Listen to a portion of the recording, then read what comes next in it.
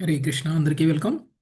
ఈరోజు మనము భగవద్విభూతి అనేటువంటి అధ్యాయం ఉద్ధవ గీతలో ఏ విధంగా అయితే మనకి భగవద్గీతలో 10వ అధ్యాయం భగవద్విభూతుల గురించి తెలియచేశారో అదే టాపిక్ని ఇక్కడ కూడా మనకి తెలియజేస్తున్నారు. ఎందుకంటే ఉద్ధవుడు శ్రీకృష్ణుడిని నీ యొక్క విభూతుల గురించి తెలియచేయండి అనేటువంటి విషయాన్ని అడిగారు. అయితే మనం ముఖ్యంగా అర్థం చేసుకోవాల్సినటువంటి ఒక విషయం ఏమిటి అని అంటే, ఎందుకు ఉద్ధవుడు కృష్ణుడి యొక్క విభూతుల గురించి అడిగారు. ఓకే, ఎందుకు అంటే ఈ భౌతిక విశ్వంలోనూ తాను ఉన్నారు, భౌతిక విశ్వానికి పరంగానూ తాను ఉన్నారు. ఈ విషయాన్ని కేవలం భక్తులు మాత్రమే అర్థం చేసుకోగలరు, అభక్తులు అర్థం చేసుకోలేరు. పైగా భగవంతుణ్ణి పరమాత్మ రూపంలో దర్శించుకోగలగడం, లేదంటే భగవంతుడికి ధామానికి వెళ్ళి తనను దర్శించుకోగలడం అనేది కేవలం భక్తులకే సాధ్యమవుతుంది. కానీ ఎంతమంది భక్తులు ఉన్నారు ఈ భౌతిక లోకంలో? ఎస్పెషల్లీ కలియుగంలో చాలా తక్కువ మంది భక్తులు ఉన్నారు, అరుదుగా ఉంటారు భక్తులు. మరి అలాంటప్పుడు నాస్తికులుగా ఉన్నటువంటి వాళ్ళకి, భక్తులు కానటువంటి వాళ్ళకి, కృష్ణ భక్తులు కానటువంటి వాళ్ళకి మరి ఏ విధంగా భగవంతుడిని అర్థం చేసుకోవాలి? ఆ భగవంతుడిని ఎలా అనుభూతం చేసుకోవాలి? వాళ్ళకు కూడా తెలియాలి కదా భగవంతుడి యొక్క గొప్పతనం. అందుకని ఏ విధంగా భగవంతుడు తను ఈ భౌతిక విశ్వంలో విస్తరించి ఉన్నారు అనేటువంటి విషయాన్ని మనకి అర్థం అవడం కోసం కృష్ణుడి గురించి నీ విభూతులు చెప్పండి అని ఉద్ధవుడు అడగడం అనేటువంటిది జరిగింది. కృష్ణుడు కనుక ఈ విభూతులు చెప్తే, ఓహో ఇన్నున్నాయా కృష్ణుడి యొక్క విభూతులు, ఇవన్నీ కృష్ణుడి విభూతులేనా, ఏవేవైతే మనము కృష్ణుడివి అని అనుకోవట్లేదో అవన్నీ కూడా కృష్ణుడికి సంబంధించినవా, కృష్ణ సంబంధంలో ఈ విశ్వాన్ని చూడడం మొదలు పెడతారు. అంటే కృష్ణుడి యొక్క విభూతులు భక్తుల కోసం కాదు, కృష్ణుడి యొక్క విభూతులు అభక్తుల కోసం. అభక్తులు వింటే వాళ్ళు కూడా కృష్ణుడి పట్ల గౌరవాన్ని పెంచుకుంటారు. ఒక గొప్ప వ్యక్తి గురించి గొప్పగా వింటే ఏమవుతుందండి? మనకు ఆయన గురించి తెలియకపోయినా కానీ, వావ్ ఇంత గొప్పవాడా అని తెలియకుండానే నమస్కారం చేసేస్తాం, తెలియకుండానే గౌరవాన్ని ఇచ్చేస్తాం. అలాంటి ఒక ఆ, గౌరవం ఆస్తికులతోటి ఇవ్వబడాలి కృష్ణుడికి అంటే, ఆయన యొక్క విభూతులు ఈ భౌతిక విశ్వంలో ఎలా విస్తరించాయి అనేటువంటి విషయాన్ని తెలియచేయాలి. అయితే కృష్ణుడు దీనికి సమాధానం ఇస్తూ ఏం చెప్తున్నారు అని అంటే, ఏదైతే నువ్వు ప్రశ్న అడిగావో అదే ప్రశ్నని నన్ను అర్జునుడు కూడా అడిగారు కురుక్షేత్ర రణరంగంలో. నా విభూతుల్ని తెలియచేయమని అడిగారు. ఎందుకు అడిగారు, ఎందుకు నేను చెప్పాల్సి వచ్చింది అని అంటే, కురుక్షేత్ర రణరంగంలో తన సోదరుల్ని చంపాల్సినటువంటి పరిస్థితి ఏర్పడింది, తన బంధుమిత్రులను చంపాల్సినటువంటి పరిస్థితి ఏర్పడింది. అందుకని నేను యుద్ధం చెయ్యను అని అన్నటువంటి అర్జునుడికి, రాజ్యకాంక్ష కోసం నేను ఇంతమందిని చంపాలా, కాబట్టి నాకు రాజ్యకాంక్ష లేదు కాబట్టి నేను ఇంతమందిని చంపను అని అర్జునుడు అంటే, అప్పుడు భగవద్గీతలో నేను చెప్పాల్సినటువంటి పరిస్థితి ఏర్పడింది. అప్పుడు నేను అర్జునుడు అడిగితే ఇదంతా చెప్పాను, మళ్ళీ అదే నేను నీకు మళ్ళీ తిరిగి వివరిస్తాను అని కృష్ణుడు తెలియజేస్తున్నారు. సో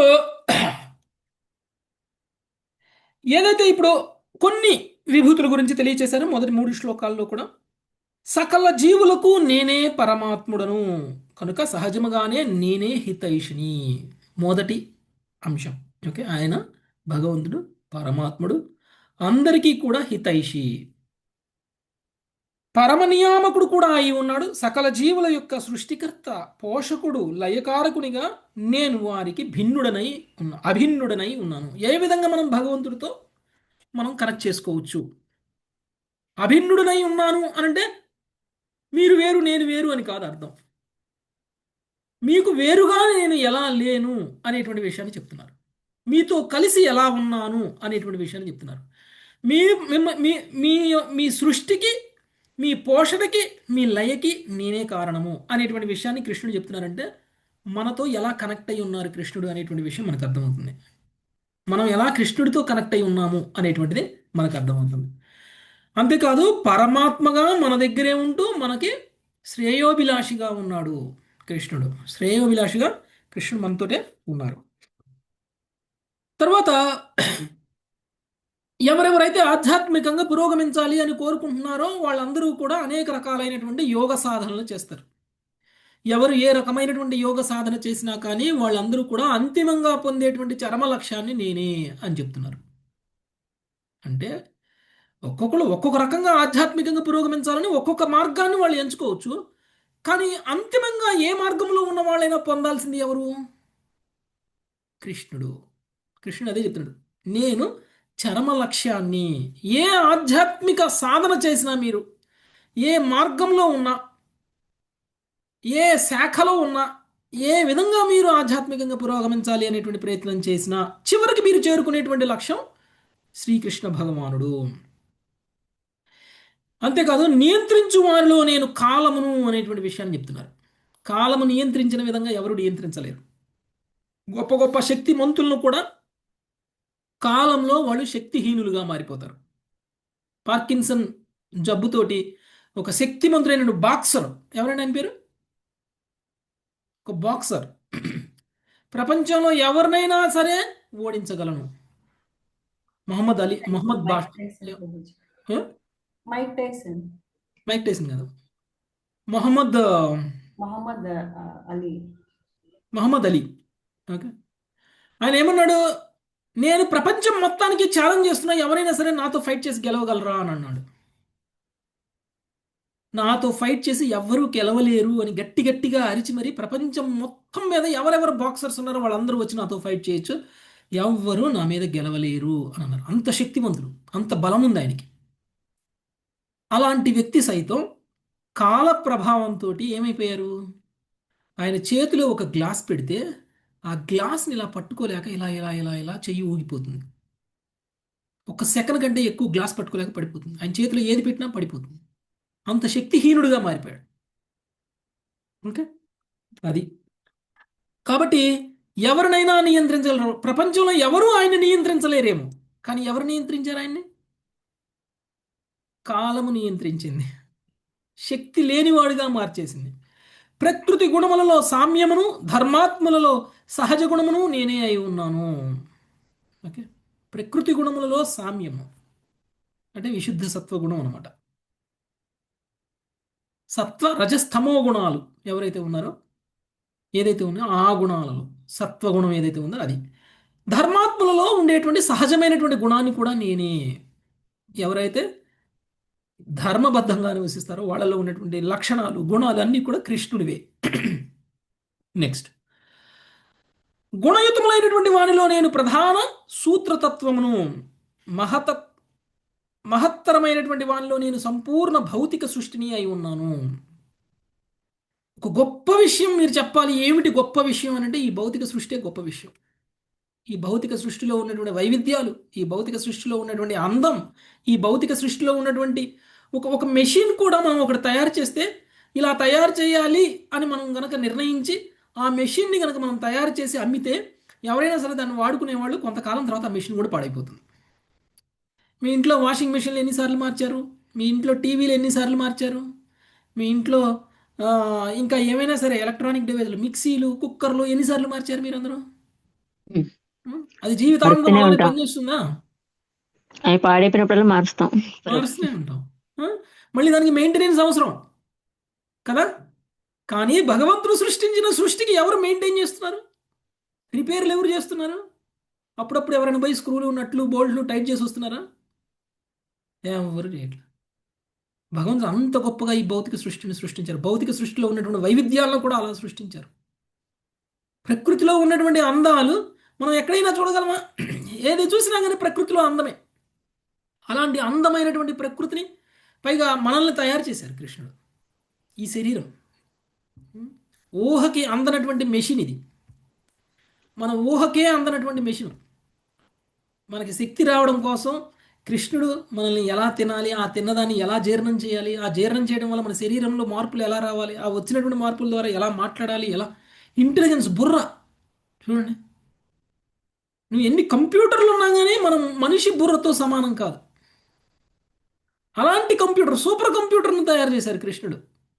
మనం ఏదో ఒక చిన్న కంప్యూటర్ని తయారు చేస్తే మనం ఏదో గొప్పవాళ్ళమని మనం ప్రపంచం మొత్తం మీద చాటి చెప్పుకుంటాం. కానీ కృష్ణుడు తయారు చేసిన ఒక కంప్యూటర్ కాదు, కొన్ని లక్షల కోట్ల జనాలు ఎంతమంది ఉన్నారో వాళ్ళందరి బుర్రలు కృష్ణుడు తయారు చేసినటువంటి కంప్యూటర్. ఓకే, ఇదంతా కూడా ఇదంతా కూడా ఒక అద్భుతం కదా. ఇదంతా కూడా ఒక అద్భుతం. అసలు మనం దీని అంతట్లోనూ మనం ఉన్నాము. కానీ మనం ప్రశ్నించుకోవాలి, ఇది ఎక్కడి నుంచి వచ్చింది, ఎలా వచ్చింది, ఎలా పనిచేస్తుంది, దీన్ని నియంత్రించే వాళ్ళు ఎవరు, దీన్ని పోషించే వాళ్ళు ఎవరు? దీన్ని దీన్ని ఆ, దీన్ని మెయింటైన్ చేసే వాళ్ళు ఎవరు, ఏం చేస్తున్నారు, ఎలా జరుగుతుంది ఇదంతా అనేటువంటి ఒక ప్రశ్న కనుక వేసినట్లయితే మనకు అప్పుడు తెలుస్తుంది భగవంతుడి యొక్క గొప్పతనం. అలాంటి భౌతిక ప్రకృతి సృష్టిని కూడా అయి ఉన్నాను అనేటువంటి విషయాన్ని చెప్తున్నారు.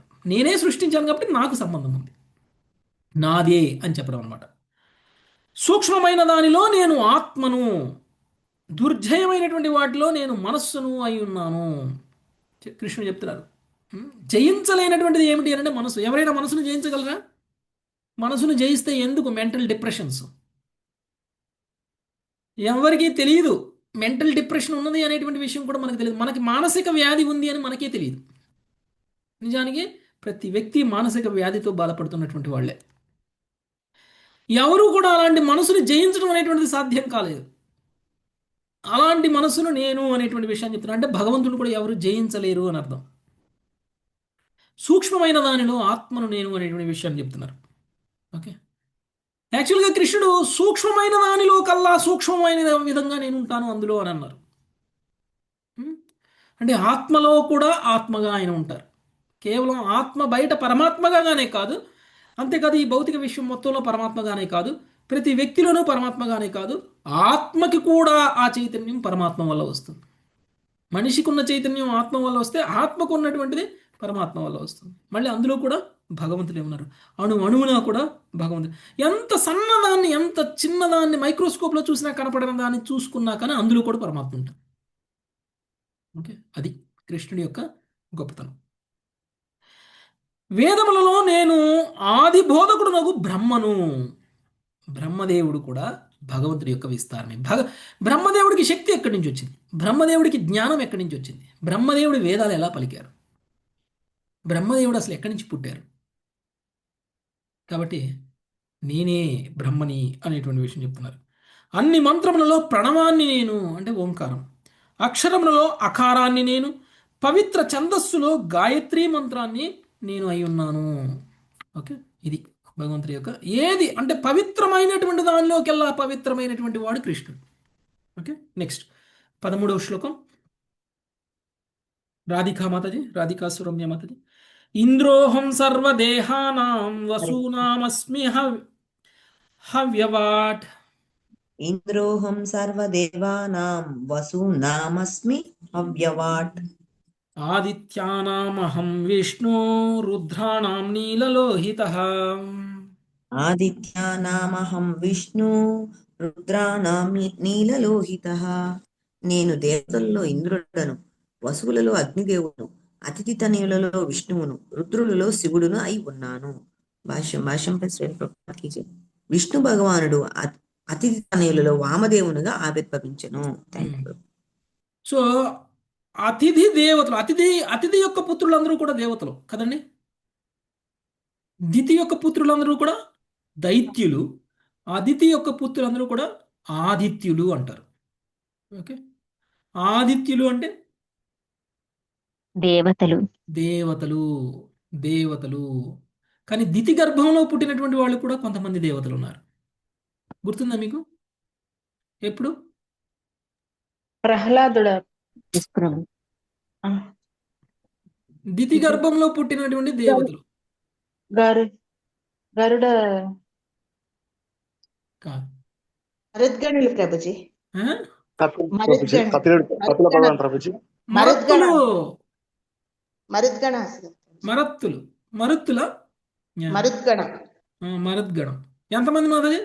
60 మంది, వాళ్ళు 49 ఏమో ప్రభుజీ. 49, 50, 60 దాకా ఉన్నారు. ఓకే, వాళ్ళు ఎప్పుడు పుట్టారో తెలుసా మీకు? దితి గర్భంలో దేవతలు పుట్టడం ఏంటి అనుకుంటున్నారు? మర్చిపోయారా మాతాజీ మీరు అందరూ? గుర్తుంది ప్రభుజీ. దితి ఏమన్నారంటే ఇంద్రుణ్ణి కూడా జయించే దేవతల కంటే కూడా గొప్పవాళ్ళైనటువంటి పుత్రులు నాకు కావాలి అని దితి కోరుకుంటే ఆమెకి ఒక వ్రతం చెప్తారు, పయోవ్రతం. పయోవ్రతం చేస్తుంటే ఆమె అందులో ఏ ఒక్క తప్పు చేసినా కానీ ఆమె వ్రతం ఫలించదు. ఒక్క తప్పు కూడా చేయకుండా ఆమె వ్రతాన్ని కంప్లీట్ చేయాలి. అది 1 సంవత్సరం పాటు చేసేటువంటి వ్రతం. ఇంద్రుడు ఆమెకి సేవకుడుగా వెళ్ళి ఆమె చేస్తున్నటువంటి వ్రతంలో ఏదో ఒక రకమైనటువంటి తప్పుని చేసేలా చేసి ఆమె వ్రతం సఫలం కాకుండా చూడాలి, అప్పుడు ఆమెకు దేవతలు పుట్టరు అని అనుకున్నాడు. ఆమెకు పుట్టిన వాళ్ళు నాకు దేవతలుగా నాకు కాంపిటీషన్ అవ్వరు అని అనుకున్నారు. కానీ ఆమె ఒక్క తప్పు కూడా చేయలేదు. చివరికి చేసేది ఏమీ లేక ఆయన గర్భంలోకి వెళ్ళిపోయి ఆ పిండాన్ని 60 ముక్కలు చేసేసాడు. గుర్తుందండి స్టోరీ? అందరూ మర్చిపోయారా? గుర్తొచ్చింది ప్రభుజీ, గుర్తుంది ఇప్పుడు గుర్తుంది. గుర్తొచ్చింది ప్రభుజీ. గుర్తొస్తుంది ప్రభు. ప్రభు, ఎస్ గుర్తొస్తుంది. ప్రభు. ప్రభుజీ చెప్పండి ప్రభుజీ. అవును, ఎన్ని పయోవ్రతం ముక్కలు చేసుకుంది. చేశారో అంతమంది దేవతలుగా వాళ్ళు పుట్టడం అనేటువంటిది జరిగింది. అది పయోవ్రతం అంటే అంటే ఇది సాత్విక వ్రతం అనమాట. అది అది చేయడం వల్ల చివరికి అసురులు కూడా భక్తులుగా మారిపోతారు, దేవతలుగా మారిపోయారు. చూసారా? సో అలాంటి దేవతలలో ఇంద్రుడు ఉన్నాడు. ఆ ఇంద్రుడు దేవతలందరిలో కూడా గొప్పవాడు. ఆ ఇంద్రుడిని కూడా నేనే అనేటువంటి విషయాన్ని చెప్తున్నారు. తర్వాత వసువులలో అగ్నిదేవుడని నేను. అష్టవసువులు అంటారు కదా, 8 మంది వసువులు. వాళ్ళలో అగ్నిదేవుడు శ్రీకృష్ణుడు. అతిథి తనయులలో విష్ణువుని నేను. ఎవరండి విష్ణువు? అతిథి తనయుల్లో వామనదేవుడు. రుద్రులలో శివుడును నేను. ఎంతమంది రుద్రులు ఉన్నారండి? 11 మంది రుద్రులు. ఏకాదశి రుద్రులు ప్రభుజీ, ఏకాదశి ఏకాదశ రుద్రులు అంటే 11 మంది రుద్రులు ఉన్నారు. 11 మంది రుద్రుల్లో శివుడునని నేను అనేటువంటి విషయాన్ని చెప్తున్నారు. నెక్స్ట్ 14వ శ్లోకం లవణ్యమత. బ్రహ్మర్షీణాం భృగురహం రాజర్షీణామహం మనుః బ్రహ్మర్షీణాం భృగురహం రాజర్షీణామహం మనుః దేవర్షిణాం నారదోహం హవిర్ధాన్యస్మి ధేనుషు. దేవర్షిణాం నారదోహం హవిర్ధాన్యస్మి ధేనుషు. నేను బ్రహ్మర్షులలో భృగుముని, రాజర్షులలో మనువును, దేవర్షులలో నారదుడును, గోవులలో కామధేనువును అయి ఉన్నాను. హరే కృష్ణ ప్రభు. భృగుముని చాలా గొప్పవాడు కదా. గుర్తుందా భృగుముని ఎవరు? వక్షస్థలం మీద వక్షస్థలం మీద ఆయన. ఇంకొక సందర్భంలో మనకి దక్ష యజ్ఞంలో కూడా భృగుముని గురించి మనం చదువుకున్నాం. గుర్తుందా? దక్షుడితోటి యజ్ఞం చేయించింది ఎవరండి అంటే భృగుముని. రాజర్షులలో మనువుని నేను, దేవర్షులలో నారదుడను నేను, గోవులలో కామధేనువుని నేను అయి ఉన్నాను. నెక్స్ట్ 15వ శ్లోకం ప్రమీల మాతాజీ. సిద్ధేశ్వరాణం కపిలః సుపర్ణోహం పతిత్రిణాం. సిద్ధేశ్వరాణం కపిలః సుపర్ణోహం పతిత్రిణాం. ప్రజాపతీనాం దక్షోహం పితృనవహమర్యయా.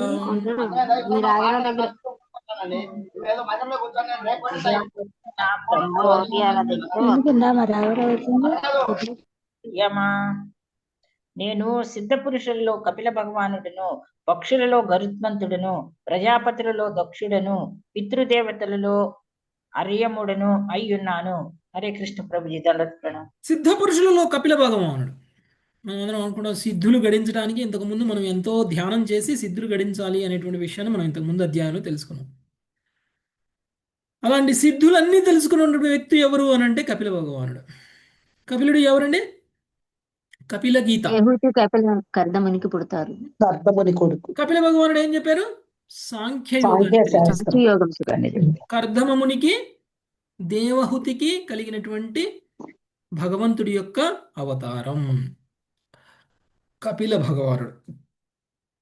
అది నేనే. సిద్ధ పురుషులలో కపిలుడని నేను, పక్షులలో గరుత్మంతుడను నేను, ప్రజాపతులలో దక్షుడను నేను, పితృదేవతలలో ఆర్యముడను నేను అయి ఉన్నాను. నెక్స్ట్ 16 సునీత మత. మాం విద్యుద్ధవ దైత్యానాం ప్రహ్లాదమసురేశ్వరం. విద్యుద్ధవ దైత్యానాం ప్రహ్లాదమసురేశ్వరం. సోమం నక్షత్రౌషధీనాం ధనేశం యక్షరక్షసాం. క్షత్రౌషధీనాం ధనేశం యక్షరక్షసాం. ఉద్ధవ, దితి తనయులలో నన్ను సాధువైన అసురేశ్వరుడు ప్రహ్లాదుడిగా ఎరుగుము. నక్షత్రములు ఔషధులలో నేను వాటి ప్రభువగు చంద్రుడను, యక్షరాక్షసులలో నేను కుబేరుడను. థ్యాంక్ యూ ప్రభు. దితితనయులు అంటే అసురులు. ఓకే, అసురులందరిలో కూడా నేను ప్రహ్లాదుడిని, నక్షత్రములు ఔషధములలో నేను ప్రభువుగు చంద్రుడను, యక్ష రాక్షసులలో నేను కుబేరుడను, అంటే అన్నిట్లో కూడా ఉత్తమమైనటువంటి వాడు. నెక్స్ట్ ఇందుమతి మాతాజీ. ఐరావతం గజేంద్రాణం యాధసాం వరుణం ప్రభుం ఐరావతం గజేంద్రాణం యాదసాం వరుణం ప్రభుం తపతాం ద్యుమతాం సూర్యం మనుష్యాణాం చ భూపతిం. తపతాం ద్యుమతాం సూర్యం మనుష్యానాం చ భూపతిం. నేను గజరాజులలో ఐరావతమును, జలచరములలో సముద్ర ప్రభువగు వరుణుడను అయ్యున్నాను. తపింపజేయునవి ప్రకాశింపజేయునవి నగు వాటిలో సూర్యుడను నరులలో రాజును నేనే. భాష్యము. ఈ విశ్వమునందు శ్రీకృష్ణుడు అన్ని వర్గములందు ప్రభువుగా లేదా పరమోత్కృష్ణునిగా ప్రాతినిధ్యమును కలిగి ఉండుట అత్యంత ప్రధానమైన విషయము. ఎవ్వడును కృష్ణుడు ఎంతగా పరమ శాసకుడు పరిపూర్ణుడు కాడు, అట్లే అతని మహిమలను ఎవ్వడును ఎన్నజాలడు. కనుక నిస్సందేహముగా శ్రీకృష్ణుడు దేవదేవుడే అయ్యున్నాడు. హరే కృష్ణ. గజరాజుల్లో ఐరావతం, జలచరములలో సముద్ర ప్రభువు అయినటువంటి వరుణుని నేను, తపింపజేయనివి ప్రకాశింపజేయనివి అయినటువంటి వాటిలో సూర్యుడిని నేను, నరులలో రాజును నేను. మనం ఏ కేటగిరీ తీసుకున్నా కానీ ఆ కేటగిరీలో ఉత్తమమైనది ఏదైతే ఉందో అది నేను అనేటువంటి విషయాన్ని కృష్ణుడు చెప్తున్నారు. దాని అర్థం అంత పరిపూర్ణమైనటువంటి వాడు కృష్ణుడు. ఓకే, మొత్తం భగవద్గీత గుర్తొస్తుంది ప్రభుజీ, విభూతి అవును యోగం. అవును.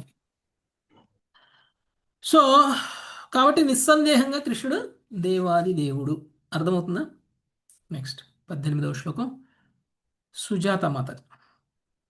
ఉచ్చైశ్రవాస్తు రంగాణం ధాతానామస్మి కాంచనం అంగాణం ధాతూనామస్మి కాంచనం యమ సంయమతాం చాహం సర్పాణామస్మి వాసుకిః. సంయమతాం చాహం సర్పాణామస్మి వాసుకి.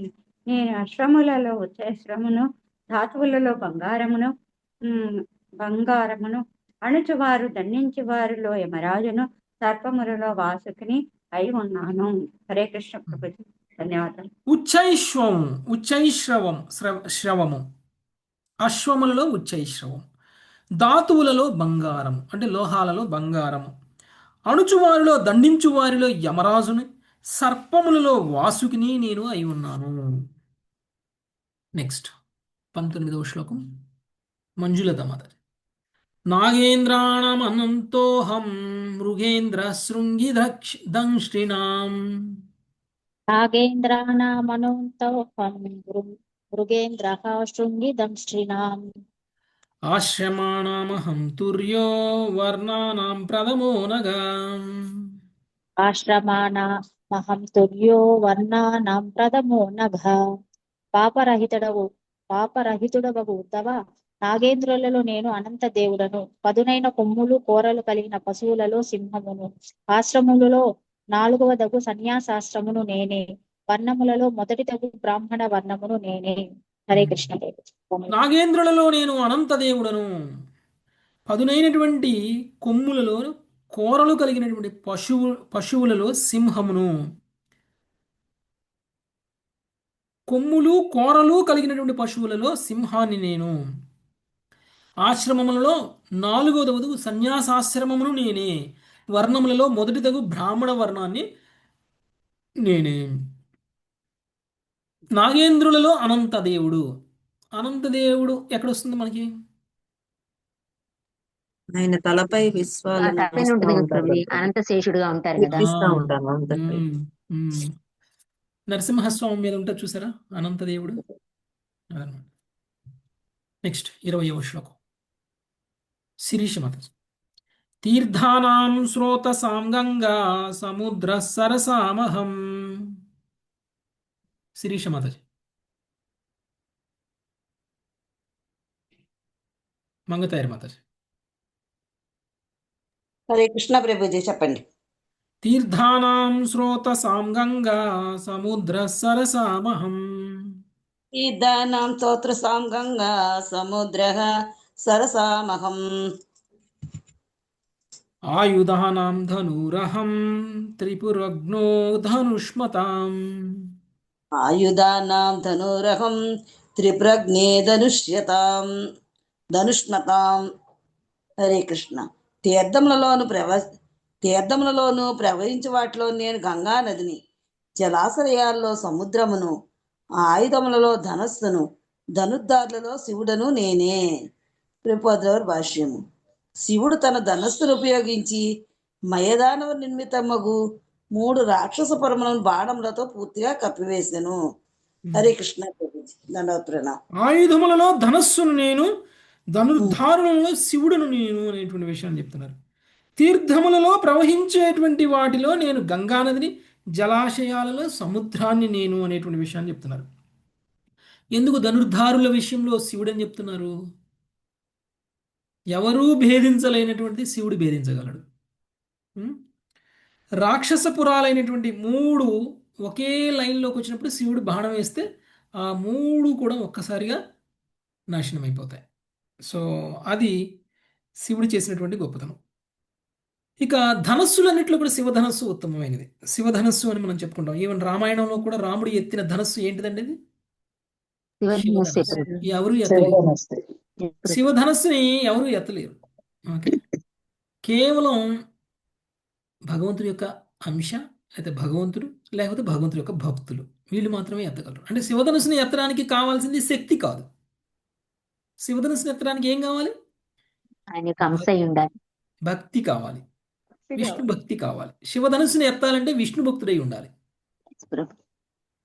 శివధనుసుని శివభక్తులు కూడా ఎత్తలేరు. శివభక్తులు అసురులు కదా, విష్ణు భక్తులే, శివధనుసుని విష్ణు భక్తులే ఎత్తగలరు. వైష్ణవులే. రైట్. నెక్స్ట్ ఉషతి మాతాజీ. దిష్ణ్యానామస్మృహం మేరుర్గహనాహనాం హిమాలయః. దిష్ణ్యానామస్పృహం మేరుర్గహనానాం హిమాలయః. వనస్పతీనామశ్వత్థాం ఔషధీనామహం యవః. వనస్పతీనామశ్వత్థ ఓషధీనామహం యవః. రూపాన్నవారి భావము. నేను నివాస స్థానములలో మేరు పర్వతమును, దుర్గమ స్థానములలో హిమాలయమును, వృక్షములలో అశ్వత్థ వృక్షమును, ఓషధులలో యవధాన్యమును అయి ఉన్నాను. రూపార్ల వారి భాష్యము. ఒకసారి ఫలించి పిదప చనిపోయేడు మొక్కలను ఓషధీనాం అను పదము ఇచ్చట సూచించును. వాటిలో మానవ జీవన పోషకముగు ధాన్యమును ఒసగేడివి కృష్ణునికి ప్రాతినిధ్యములు. ధాన్యము లేకుండా పాల పదార్థములను ఉత్పత్తి చేయుట అసాధ్యము. ధాన్యమును ఆహుతులుగా వేయకుండా వైదిక యజ్ఞములను మనుజుడు నిర్వహింపజాలడు. ధన్యవాదాలు. నివాస స్థానాలలో నేను మేరు పర్వతాన్ని అనేటువంటి విషయాన్ని చెప్తున్నాను. మేరు పర్వతం మీద ఎవరుంటారండి? మేరు పర్వతం మీద ఎవరుంటారు అని మనం చదువుకున్నాం. బ్రహ్మదేవుడు. బ్రహ్మదేవుడు, ఇంకా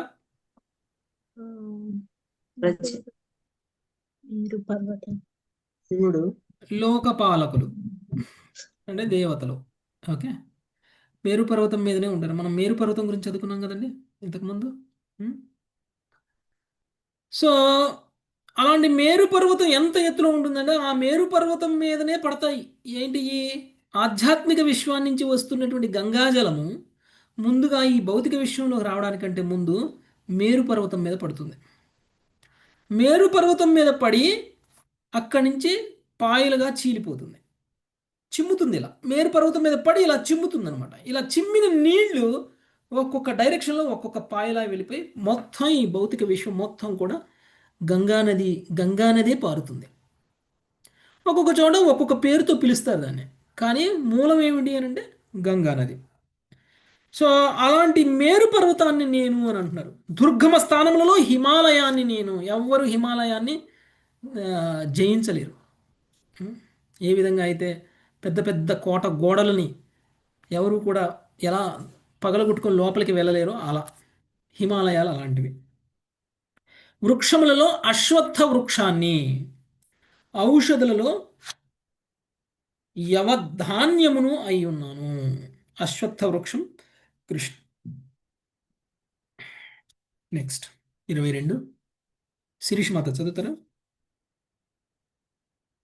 హరే కృష్ణ ప్రభుజీ. పురోదసాం వసిష్ఠోహం బ్రహ్మిష్టానాం బృహస్పతి. పురోదసాం వసిష్ఠోహం బ్రహ్మిష్టానాం బృహస్పతిః. కందోహం సేనానా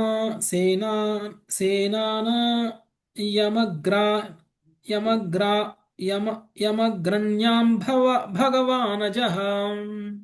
కందోహం సర్వసేనాన్ యమగ్రణ్యాం భగవానజః. నేను పురోహితులలో వశిష్ఠమునిని, వేదజ్ఞులలో బృహస్పతిని, సేనాపతులలో కార్తికేయుడను, ఉన్నత జీవన పద్ధతులలో అగ్రసురైన వారిలో మహనీయుడగు బ్రహ్మను అయ్యున్నాను. హరే కృష్ణ ప్రభుజీ. హరే కృష్ణ. వశిష్ఠముని నేను అనేటువంటి పురోహితులందరిలో వశిష్ఠముని చాలా గొప్పవాడు. వేదజ్ఞులలో బృహస్పతిని, సేనాపతులలో కార్తికేయుడిని, ఉన్నత జీవన పద్ధతులలో అగ్రసరులైనటువంటి వారిలో మహనీయుడు బ్రహ్మను నేను. ఉన్నత జీవి ఎవరండి ఈ లోకంలో? బ్రహ్మదేవుడు. బ్రహ్మను కూడా నేను. ఇంతకు ముందు కూడా బ్రహ్మన్ నేను అని అన్నారు, ఇక్కడ కూడా బ్రహ్మన్ నేను అని అన్నారు. అక్కడ బ్రహ్మ విషయానికి చెప్పినప్పుడు ఏం చెప్పారు? వేద జ్ఞానం తెలిసినటువంటి వాళ్ళల్లో బ్రహ్మని నేను అని అన్నారు. ఇక్కడ ఉన్నత జీవులలో బ్రహ్మని నేను అని అంటున్నారు. అది తేడా. ఓకే ప్రభుజీ, యవధాన్యం అంటే ప్రభుజీ ఎక్కడుంది? ఫస్ట్ శ్లోకం, దాని ముందు శ్లోకం అశ్వత్థ వృక్షమును ఔషధములలో యవధాన్యమును నేను. అదొక ఔషధం మాతాజీ. అదే యవధాన్యం అంటే అన్ని ధాన్యాలు అయి ఉంటాయి ప్రభు. లేదు లేదు, అన్ని ధాన్యాలు కాదు, ఏదో ఒక ఔషధంలా పనిచేసేటువంటి ధాన్యం గురించి చెప్తున్నారు.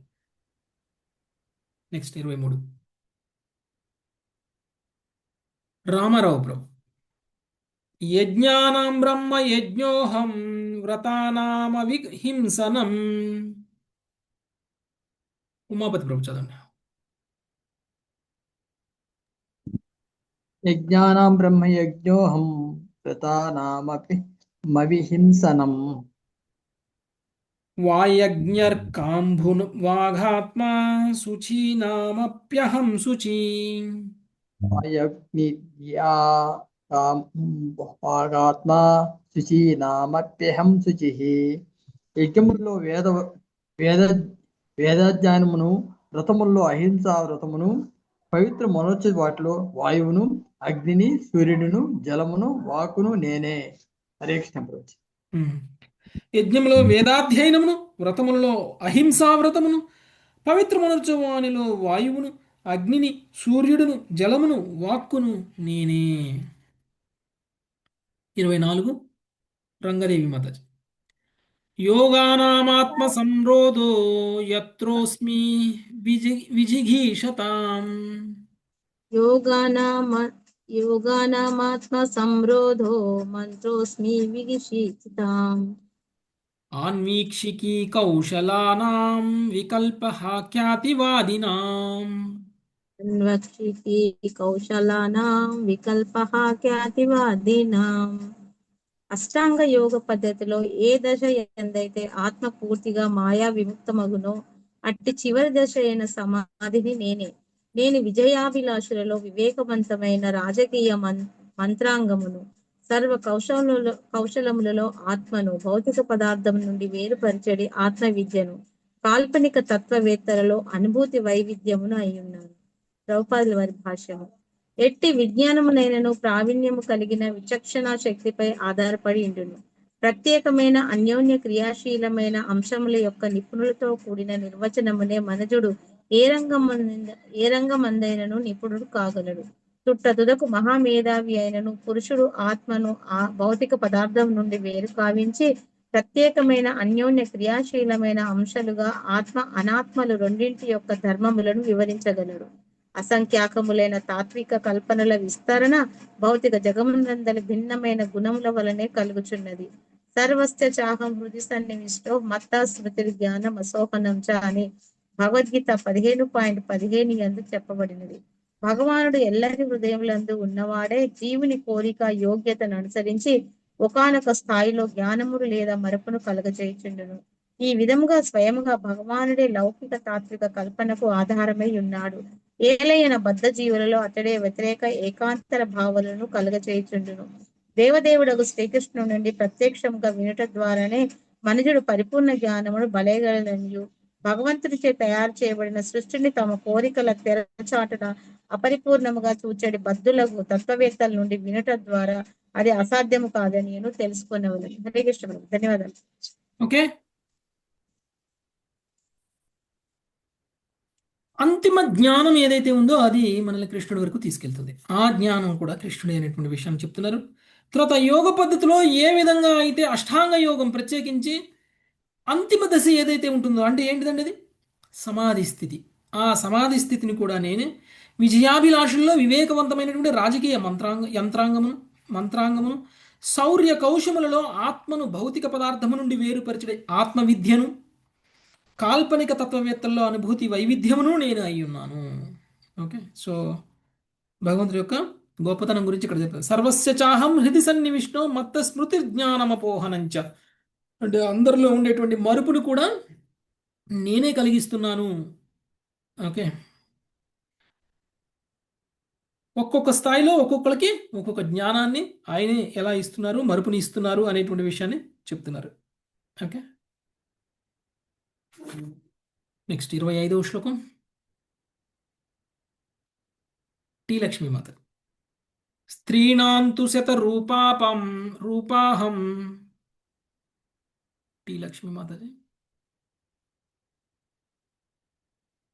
హరే కృష్ణ ప్రభుజీ. హరే కృష్ణ. స్త్రీణాం తు రూపాహం. శ్రీరామ్ రూపానాం సర్వ స్వయంభువో మనుః. మాతాజీ నేను చెప్పినంత వరకు చదవండి. ఓకే, హరే కృష్ణ. హరే కృష్ణ చదవకండి, నేను చెప్పింది చదవండి. హరే కృష్ణ ప్రభు. స్త్రీణాం తు రూపాహం. శ్రీనాం తు శుభరూపానాం పుంసాం స్వయంభువో మనుః. స్వయంభోవ మనః. నారాయణో మునీనాం చ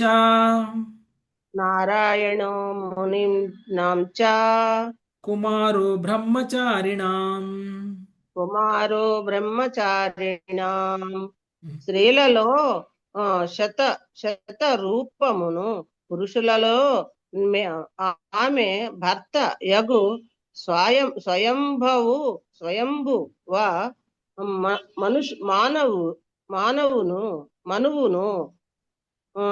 మనువులలో నారాయణ ఋషిని బ్రహ్మచారులలో సనత్ కుమారుడను నేనే. హరే కృష్ణ ప్రభుజీ. ధన్యవాదాలు. స్త్రీలలో శతరూప గురించి వర్ణన వస్తుంది చూసారండి మీరు. స్వయంభువ మనువు యొక్క వైఫ్ వచ్చింది ప్రభుజీ. ఆమె అందానికి దేవతలు కూడా ఆశ్చర్యపోతారు కదా. సో అలాంటి అందగత్తె అనమాట. స్త్రీలలో శతరూపను నేను, పురుషులలో ఆమె భర్త అయినటువంటి స్వయంభువ మనువుని నేనే, మునులలో నారాయణ ఋషిని నేను, బ్రహ్మచారులలో సనత్ కుమారుడిని నేను. నెక్స్ట్ 26వ శ్లోకం సర్వారాధ్యం శేషరత్నం మాతాజీ చదవండి. హరే కృష్ణ ప్రభుజీ. ధర్మాణమస్మి సన్యాసః క్షేమాణ బహిర్మతిః.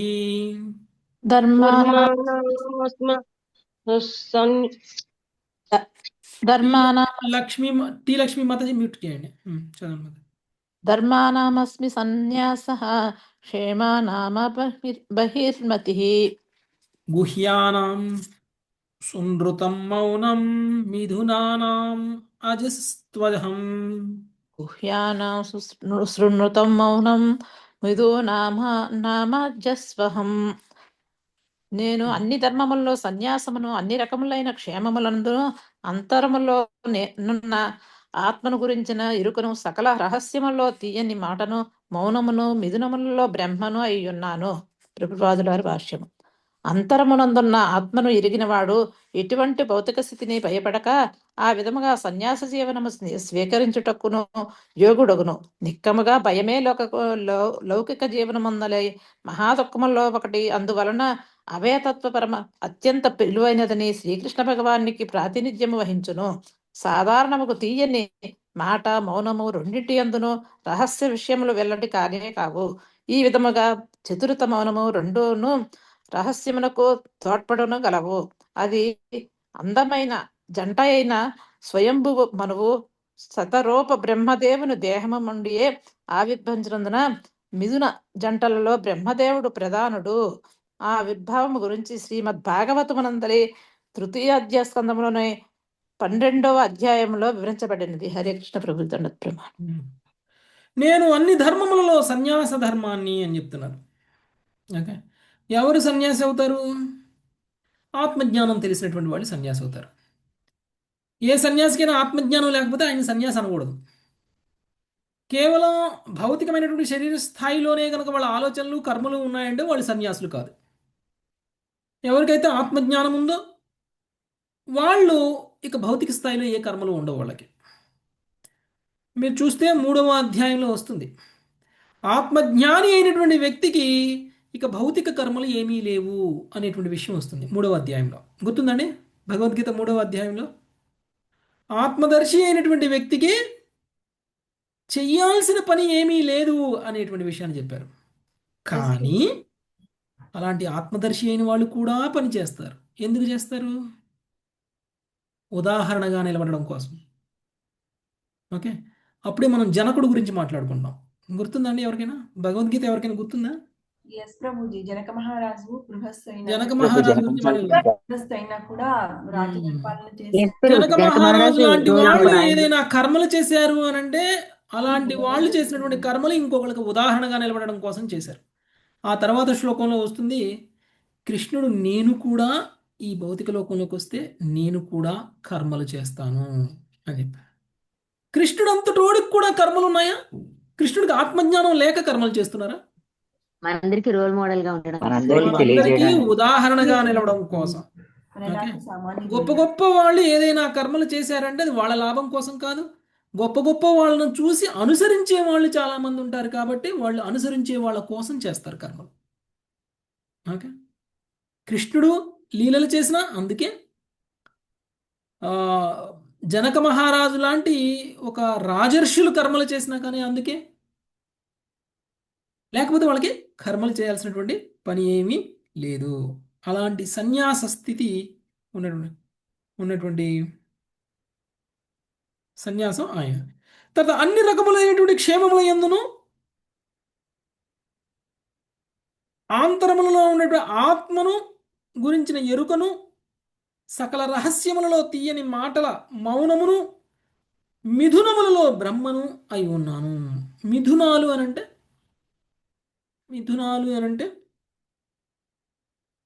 చేపలు కదా, మైథున జంటలను రాసింది ప్రభు. మిథునం అంటే ఏమని రాసింది?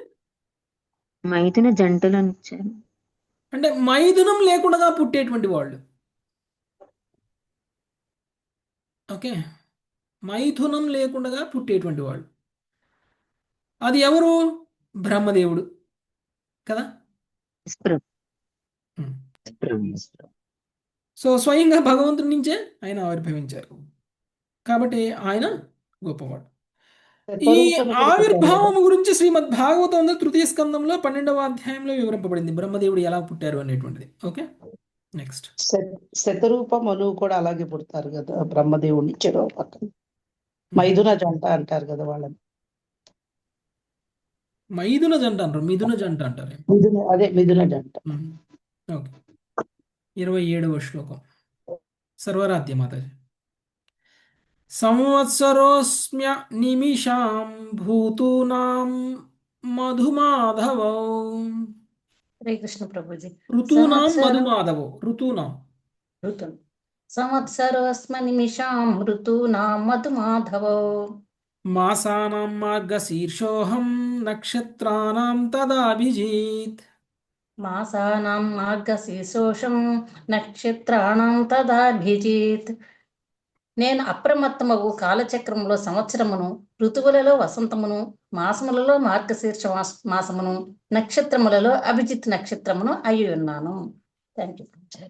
ఓకే, కాలచక్రములలో సంవత్సరాన్ని, ఋతువులలో వసంతాన్ని, మాసములలో మార్గశీర్ష మాసాన్ని, నక్షత్రాల్లో అభిజిత్ నక్షత్రాన్ని నేనే. నెక్స్ట్ 28వ శ్లోకం రోజా మాతాజీ. అహం యుగానాం చ కృతం ధీరాణాం దేవలోసిత. అహం యుగానాం చ కృతం ధీరాణాం లోకస్థిత. ద్వైపాయనోస్మి వ్యాసానాం కవీనాం కావ్య ఆత్మవాన్. ద్వైపాయనోస్మి వ్యాసానాం కవీనాం కావ్య ఆత్మవాన్. యుగములలో సత్యయుగమును, ధీరులగు ఋషులలో దేవలుడను మరియు అసితుడను, వేదమును విభజించిన వారిలో కృష్ణ ద్వైపాయన వ్యాసుడను, కవులలో ఆధ్యాత్మిక జ్ఞానమును నెరగిన శుక్రాచార్యుడను నేనే. హరే కృష్ణ ప్రభు. యుగములలో సత్యయుగాన్ని నేను, ధీరులగు ఋషులలో దేవలుడను నేను, అసితుడను నేను, వేదమును విభజించినటువంటి వారిలో కృష్ణద్వైపాయన వ్యాసుడును నేను, కవులలో ఆధ్యాత్మిక జ్ఞానమును ఎరిగినటువంటి శుక్రాచార్యుడును నేను. శుక్రాచార్యుడు చాలా గొప్పవాడు కదా, గొప్ప కవంట. నెక్స్ట్ 29 మళ్ళీ వాసుదేవో భగవతాం త్వం తు భాగవతే శ్వహం. మళ్ళీ శ్రీమతి. హరే కృష్ణ ప్రభు. వాసుదేవో భగవతాం త్వం తుం భాగవతే శ్వాహం.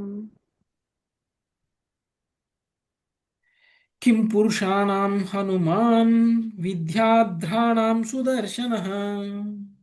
పురుషాణాం హనుమాన్ విద్యాధ్రాణాం సుదర్శనః. భగవంతుడు అనేటి పేరుకు అర్హత కలిగిన వారిలో నేను వాసుదేవుడను. ఉద్ధవ, నిజముగా నీవే భక్తులలో నాకు ప్రాతినిధ్యము వహించుచున్నావు. కింపురుషులలో హనుమంతుడిని, విద్యాధరులలో సుదర్శనుడు నేనే.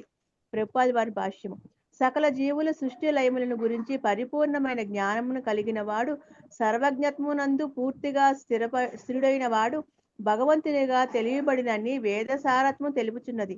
పలువురు మహనీయులు ఒకప్పుడు భగవంతుడనుచు సంబోధించబడినను తుట్టదొదకు అపరిమితమగు విభూతులను కలిగి పరమపురుషుడే భగవంతుడు. చరిత్ర అంతటను పలువురు ముఖ్యమైన వ్యక్తులు భగవంతునిగా సంబోధించబడినను చివరికి భగవంతుడు ఒక్కడే. భగవంతుని చతుర్వ్యూహములో మొదటి రూపము వాసుదేవుడు. అతడే విష్ణు తత్వముల కోవలోని సకల భగవతి స్థారములకు ఇచ్చట ప్రాతినిధ్యం వహించుచున్నాడు. హరే కృష్ణ. ఓకే, సో భగవంతుడి యొక్క గొప్పతనం చెప్తున్నారు. భగవంతుడు అని చెప్పుకోవడానికి అర్హత ఎవరైనా కలిగి ఉన్నారంటే అది ఎవరు అని అంటే వాసుదేవుడు. భగవంతుడు ముందుగా చతుర్వ్యూహంగా విస్తరిస్తారు. ఆ చతుర్వ్యూహంగా ఇచ్చినటువంటి చతుర్వ్యూహంలో మొదటి వాడు ఎవరు? వాసుదేవుడు. రెండవది సంకర్షణుడు, అనిరుద్ధుడు. సో మొదటిది ఎవరు? వాసుదేవుడు. ఆ వాసుదేవుడే అంతా కూడా ఆయన భగవంతుడిగా చెప్పుకోబడడానికి మూలం. ఓకే, ఆ వాసుదేవుడి గురించి చెప్తున్నారు. తర్వాత భక్తులలో నేను, నాకు ప్రాతినిధ్యం వహించేది నువ్వే అని చెప్తున్నారు. ఎవరు అంటున్నారు ఇక్కడ? ఉద్ధవుడు. ఓకే, ఉద్ధవుడితో మాట్లాడుతున్నారు. ఉద్ధవుడు అంటున్నారు, నువ్వు గొప్ప భక్తుడివి. ఓకే, నాకు ప్రాతినిధ్యాన్ని వహించేంత. భగవంతుడికి ప్రాతినిధ్యాన్ని ఎవరు వహిస్తారండి? భగవంతుడి గురించి తెలియచేసేవాళ్ళు ఇంకొకళ్ళకి కదా. చాలా మంది భక్తులు ఉంటారు, కానీ ఉద్ధవుడు ఎలాంటి భక్తుడు అంటే భగవంతుడికి సంబంధించిన లీలల్ని భగవంతుడు అంతర్ధానం అయిపోయిన తర్వాత కూడా ప్రచారం చేశారు. అందుకనే ఉద్ధవుడు కృష్ణుడికి ప్రతినిధి. ఓకే, నా గురించి ఎవరైనా మాట్లాడుతున్నారనుకోండి, వాళ్ళు నాకు ప్రతినిధులు అవుతారు. మీ గురించి ఎవరైనా మాట్లాడుతున్నారనుకోండి, వాళ్ళు మీకు ప్రతినిధులు అవుతారు. ఉద్ధవుడు కృష్ణుడికి ప్రతినిధి. అంటే ఏం మాట్లాడతాడు కృష్ణుడి? ఉద్ధవుడు ఏం మాట్లాడతాడు? కృష్ణుడి గురించే మాట్లాడతాడు. కృష్ణుడి గురించే మాట్లాడతాడు. ఎప్పుడూ కృష్ణుడి గురించే మాట్లాడేటువంటి భక్తులలో ఒకడు ఎవరు ముఖ్యమైన వాళ్ళు అని అంటే ఉద్ధవుడు. అందుకనే ఉద్ధవుడిని ఉద్దేశించి నువ్వే నాకు ప్రతినిధివి అని చెప్తున్నారు. ఓకే, నెక్స్ట్ 30వ శ్లోకం శుభాంగి మాతాజీ. రత్నానాం పద్మరాగోస్మి పద్మకోశ సుపేశసాం రత్నానాం పద్మరాగోస్మి పద్మకోశః సుపేశసాం కుశోస్మి దర్భజాతీనాం గవ్యమాజ్యం హవిష్వహం కుశోస్మి దర్భజాతీనాం గవ్యమాజ్యం హవిష్వహం. నేను రత్నములలో పద్మరాగమును, సుందరమైన వస్తువులలో పద్మకోశమును, నానా రకములకు దర్భలలో కుశగ్రాసమును, హవిస్సులలో ఆవు నుండి లభించడి నెయ్యిని ఇతర సామాగ్రిని అయ్యున్నాను. భాష్యము. గోవు నుండి లభించడు పాలు, నెయ్యి, పెరుగు, పేడ, మూత్రము అని 5 యజ్ఞ సామాగ్రులు పంచగవ్యములు అని చెప్పబడును. గోవు ఎంత విలువైనదనగా దాని పేడ, మూత్రమైన రోగ నిరోధక లక్షణములను కలిగి ఉన్నవై యజ్ఞ కార్యమున యోగ్యములై ఉన్నవి. కుశగ్రాసము ధార్మిక కార్యములందు ఉపయోగించబడును. పరీక్షిన్ మహారాజు తన జీవిత చివరి వారములో కుశగ్రాసముతో ఆసనమును ఏర్పాటు చేసుకొనెను. అందమైన వస్తువులు పద్మకర్ణిక శ్రీకృష్ణునికి ప్రాతినిధ్యం వహించును. రత్నములలో పద్మరాగం శ్రీకృష్ణుని కౌస్తుభమణిని పోలినట్టుది. భగవత్ శక్తికి చిహ్నము. Thank you Prabhuji. హరే కృష్ణ. హరే కృష్ణ. నేను రత్నములలో పద్మరాగమును, సుందరమైనటువంటి వస్తువులలో పద్మకోశమును, నానా రకములకు దర్భలలో కుశగ్రాసమును, హవిష్యులలో ఆవు నుండి లభించడి నెయ్యిని ఇతర సామాగ్రిని అయి ఉన్నాను. ఆవు నుంచి లభించేటువంటి 5 రకాలు, దాన్ని పంచగవ్యం అంటారు.